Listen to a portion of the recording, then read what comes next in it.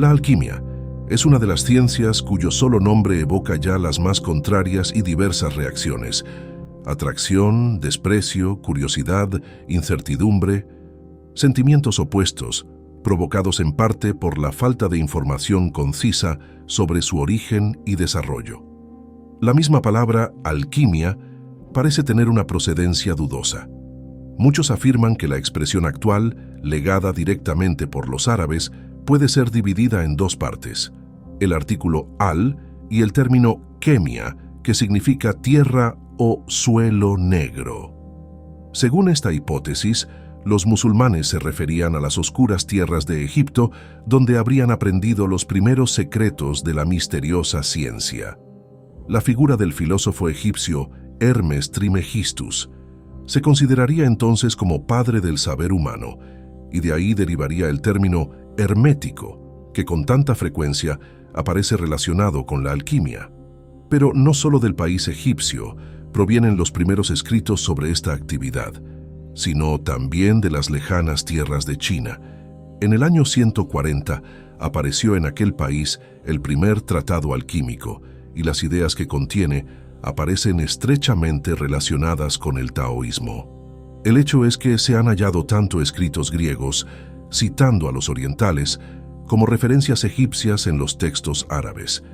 En la actualidad, los principales documentos se hallan en la Biblioteca Nacional de París y en Leiden, donde se han ordenado los textos alquímicos en dos grandes grupos: aquellos de origen griego y aquellos otros firmados por un misterioso personaje llamado Geber, que se supone vivió en el siglo VIII de nuestra era.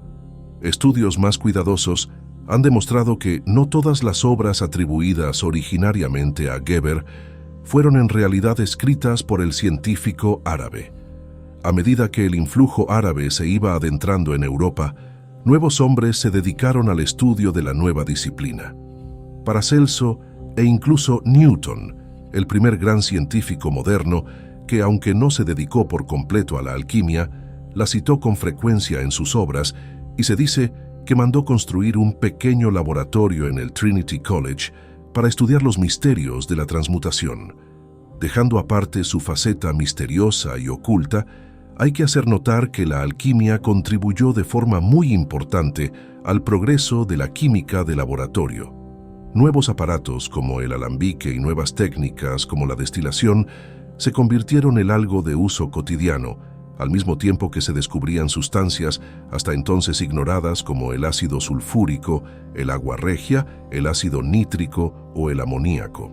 Pero la alquimia era ante todo una ciencia hermética, alrededor de la cual se fue tejiendo un halo de misterio y secreto, originado en parte por las aspiraciones extrañas y a menudo incomprensibles de algunos de sus seguidores, así como por la forma simbólica y casi indescifrable de sus escritos.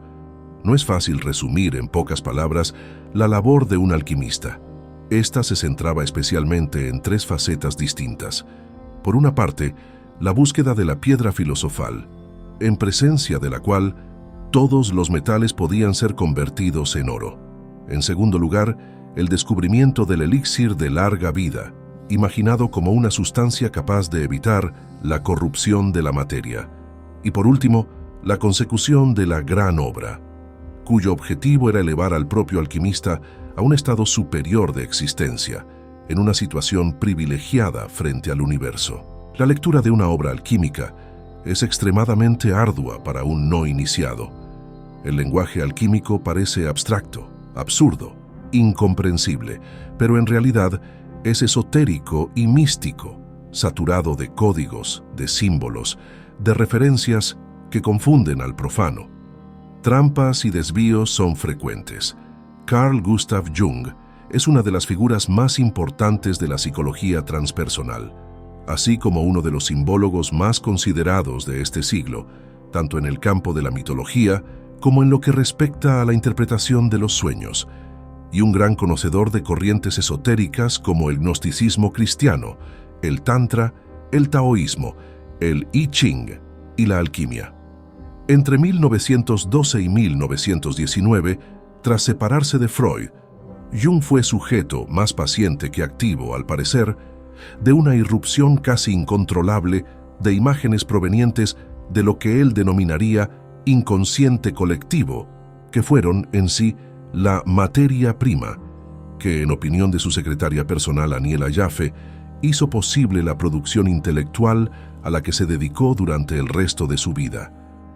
Buscando antecedentes históricos a lo que le estaba aconteciendo y a las intuiciones psicológicas a las que estaba llegando, Jung se adentró entre 1918 y 1926 en el aparentemente caótico mundo simbólico del gnosticismo cristiano. Posteriormente, encontraría su base de apoyo histórico en la alquimia. En 1928 le llegó a sus manos un libro de alquimia china que le sirvió para correlacionar su búsqueda interior con la de los alquimistas. Esta obra se llamaba El secreto de la flor de oro, cuya tradición oral se remontaba al siglo VIII de nuestra era. A partir de entonces, Jung se sumergirá en la alquimia, llegando a tener una de las colecciones de libros e infolios más importantes del mundo, con más de 200 títulos. Casi toda esta biblioteca alquimista la tenía ya en su posesión en 1940. Su conocimiento del latín y del griego le facilitaron la lectura y estudio concienzudo de tales textos. Quizás sería bueno citar algunos de los conceptos junguianos más importantes para poder captar mejor su interpretación psicológica de la alquimia. En este sentido, habría que empezar por su concepción amplia del psiquismo humano, pues para Jung, la psique no se limita al yo consciente, sino al conjunto formado por la conciencia.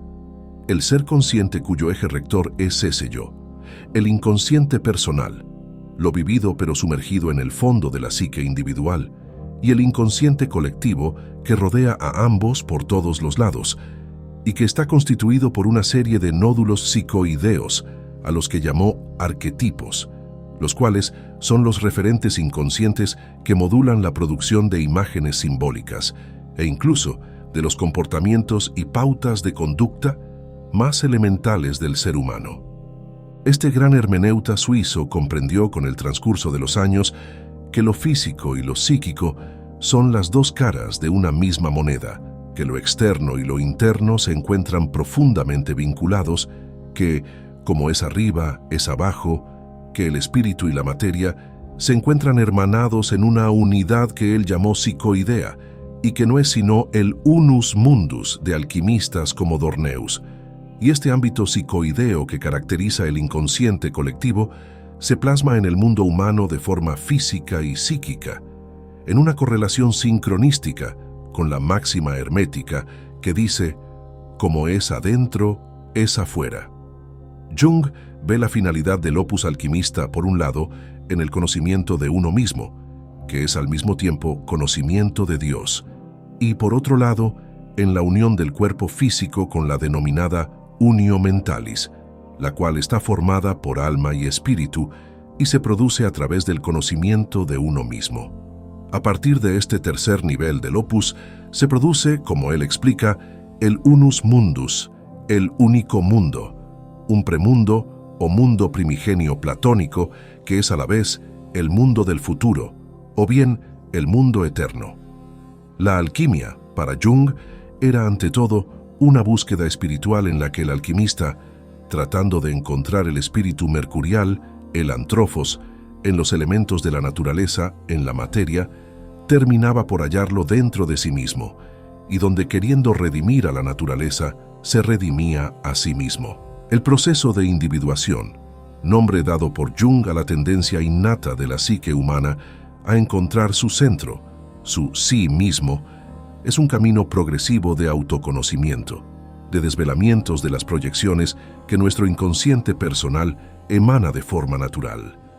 Esto supone una recuperación consciente de tales proyecciones y, consiguientemente, un gradual mayor conocimiento de uno mismo. Y ese proceso de individuación conlleva igualmente ser consciente de la acción de los arquetipos psicoideos en nuestra vida. La identificación, por ejemplo, con el arquetipo del viejo sabio nos haría creer que somos profetas, mesías, un engreído sabiondo o algo por el estilo. Por eso es que se trata, como dijo Jung, de ir hacia adentro. Porque como es adentro, es afuera. Como somos, vemos el mundo. Y para conocer la luz y nuestra parte superior, primero es necesario ir hacia nuestra sombra y nuestras pasiones bajas, hacia nuestros arquetipos inconscientes, de los que podemos muchas veces ir presos de una repetición eterna, más conocida como neurosis. Gracias amigos de Invictus por acompañarnos hasta aquí. No olvides dejar tu like y suscribirte si te ha gustado el video. Hasta la próxima.